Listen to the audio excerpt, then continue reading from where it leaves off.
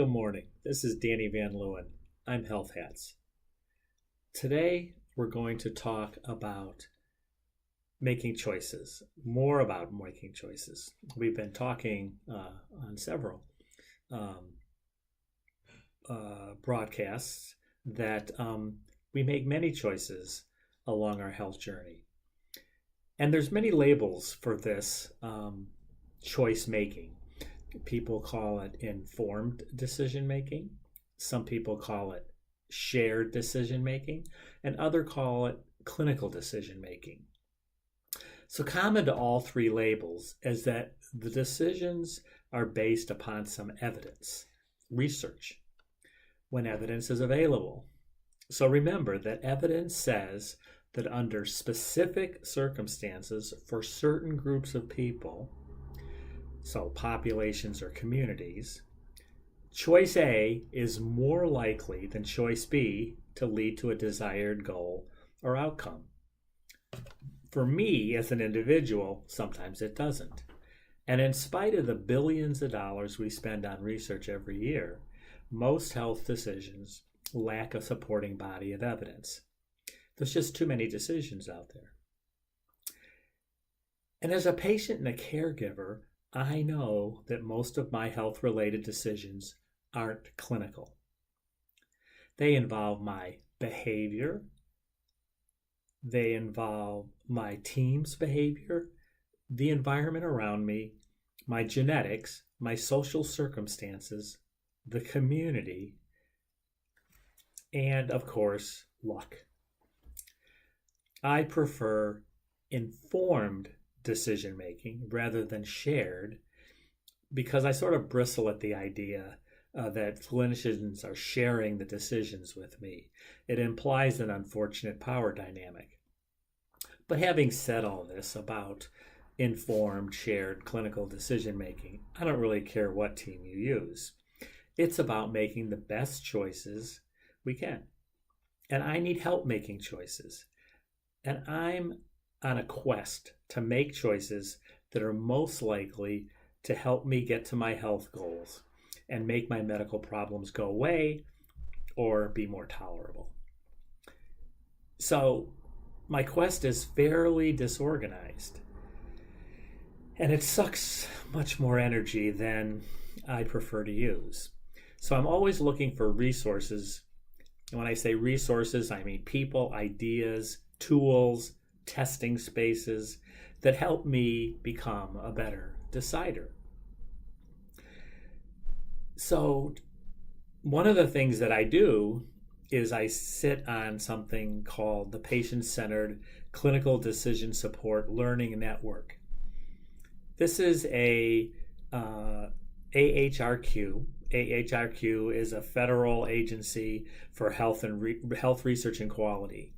And I sit on the steering committee for this, and I'm a patient and caregiver stakeholder.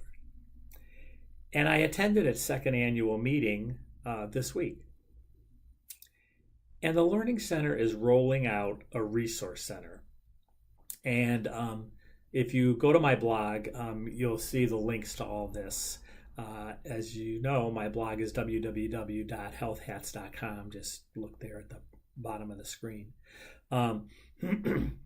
But, you know, I'm a seasoned caregiver and patient, and I actually have brain space to be thinking about this. You know, when you're in the middle of what your acute or chronic condition, and you know the challenge is how you're going to go to the bathroom, how you're going to deal with your pain, how you're going to afford this, you know, and you're just busy with life. Often you don't have the energy to be thinking about stuff like this, but right now I do. And what I know about patients and caregivers is they're more likely to gravitate towards action-oriented rather than academic points of view or resources. And and I think that we gravitate towards those resources that listen and value our lived experience. And I think the resource center, should be helpful and fun. Uh, so I was thinking about what does what does it take for a resource center to be valuable to patients and caregivers? Um, and so I came up with a list of 6 things that I wanted to run by you.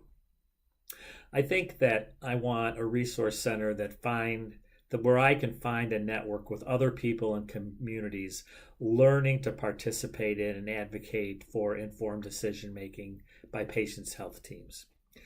So it's a learning opportunity, and I want to interact with other people and other communities and work on the challenge of this problem, the relationship problem that's part of clinical decision making or informed decision making. I want access to tools, tips, and testing spaces that improve our own and our clinical partners' ability to engage in informed decision making. So let me talk a little bit about testing spaces. When I was looking for a neurologist, I tried 3 different neurologists. And my testing space was life. I just went to one and thought, oh my goodness, this person doesn't use portals. And no way. I went to another one, and this person doesn't appreciate that I use chiropractic and acupuncture. No way. And so my testing space was life. But I think that some of the learning to have the conversation is can happen in safer places, whether it's virtually, whether it's in groups, or there's different ways. So I think testing spaces. I think that a site should be two-way, and it should accept our contributions of tools, tips, and testing spaces that we have found that worked, or that they may work, so that they're interested in what we're doing, and they help share what we're trying, what we might have made work. I think I would want it to point us to opportunities where we can be testers for tools and tips under development. I think it should host or lead us to conversations about troubleshooting and reducing barriers to successful informed decision making. And finally, I think it should inform us about local, state, and national policy initiatives we could join that promote informed decision making, so that we're part of the greater good. So these are my thoughts about how we get help in making choices. So what do you need in a resource center? Tell me. Use my website, and let's start a conversation. And I have this seat on this steering committee, and I can and I will use it to help us. So thank you so much for spending this time with me.